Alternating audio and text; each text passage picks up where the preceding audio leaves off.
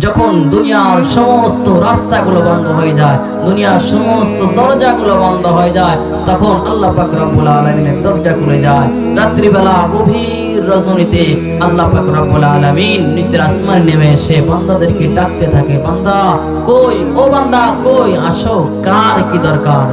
কার সংসারে টাকা নাই, কার সংসারে বড় পেরেশানি, কার স্ত্রীর দরকার, আমার কাছে চাও, আমি স্ত্রী দিব। কার টাকা নাই, আমার কাছে চাও, আমি টাকার ব্যবস্থা করে দিব। কার সংসারে অশান্তি, আমার কাছে চাও, আমি সংসার শান্তিতে পরিণত করে দিব। কার জীবনের গুনাহ মাফ করানোর দরকার, বান্দা আমার কাছে চাও, আমি জিন্দেগীর সমস্ত গুনাহগুলো মাফ করে দিব। আল্লাহ পাক রব্বুল আলামিন আমাদের সকলকে নিজেদের জিন্দেগীর সমস্ত গুনাহগুলো মাফ করানোর জন্য তৌফিক দান করুন। সকলেই বলি আল্লাহুম্মা আমিন। আখির দাওয়ানা আলহামদুলিল্লাহি রাব্বিল আলামিন।